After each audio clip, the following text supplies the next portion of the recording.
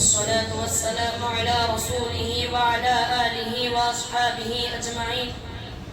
حضرة رئيس الحفلة وحضرات السادة، سلام الله عليكم ورحمته وبركاته.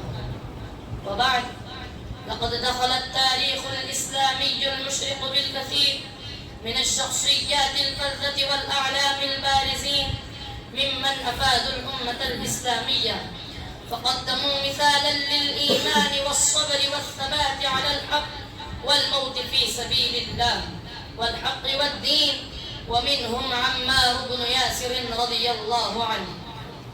إخوتي في الله، قدم ياسر من اليمن مع إخوين له إلى مكة للبحث عن أخ رابع مفقود، ولما لم يجدوه فضل ياسر البقاء في مكة، وسافر إخواه مالك والحارث إلى اليمن. ولجا ياسر إلى أبي حنيفة بن المغيرة من بني مخزوم لحمايته، وتزوج ياسر من سمية إحدى إماء أبي حذيفة فولدت له عمار.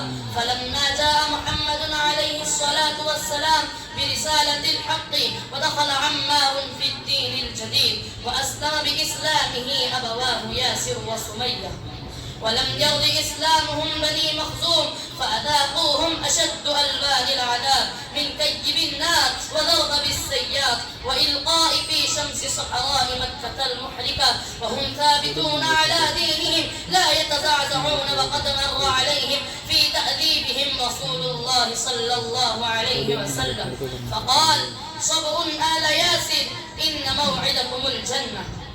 وكان عمار ممن هاجروا إلى المدينة واشترك في غزوة بدر وأحد والخندق، وأدى أعمالا جليلة لجيوش المسلمين، فقد كان يطوف على الأعداء ويعرف أخبارهم ويوصلها لرسول الله صلى الله عليه وسلم.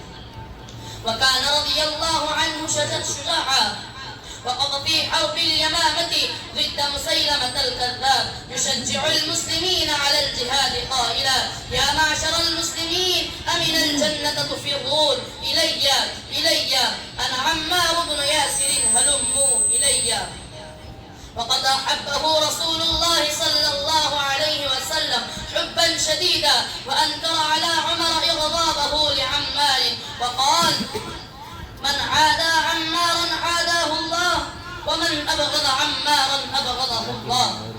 وعاش عمار حتى استشهد في موقعة صفين التي نشبت بين سيدنا علي بن أبي طالب ومعاوية بن أبي سفيان رضي الله عنهما، وسنه قد جاوزت 90، فرحمه الله تعالى رحمة واسعة وأسكنه فسيح جناته وجمعنا به في دار كرامته، إنه سميع مجيب. وصلى الله على سيدنا محمد وعلى آله وأصحابه أجمعين. وشكرا لكم في فرصة قادمة بإذن الله ولقاء قادم، والسلام عليكم ورحمة الله وبركاته.